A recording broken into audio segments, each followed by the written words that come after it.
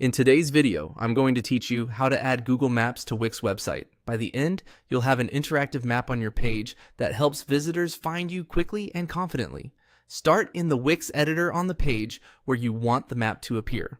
Look to the left-hand toolbar and click the plus icon to add elements.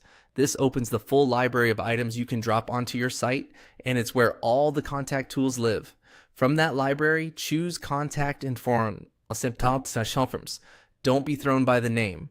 This section contains more than just forms.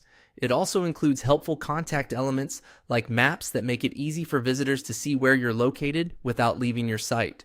Next, select Maps. You'll see a handful of ready-made map options and styles. Pick the one that suits your design, then drag and drop it onto your page. Position it where it makes sense, usually near your contact details or in a dedicated Find Us section. You can drag the corners to resize it so it fits neatly with your layout. Aim for a size that's large enough to read but not so big that it overwhelms the page. Align it with your other elements for a clean, professional look. With the map selected, click Manage Locations. This is where the content of your map lives. Add your address in the location field. As you type, you'll typically see suggestions.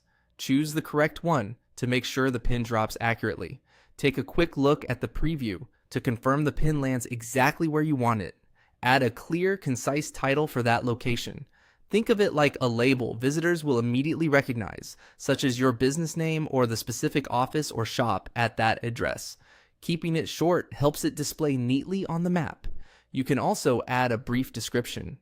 Use this space to share helpful context, landmarks, parking notes, suite or floor details, or the entrance people should use.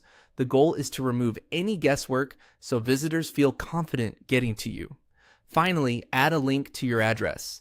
This is a great way to let people click for directions, open the location in their Maps app, or navigate to your contact page for more details.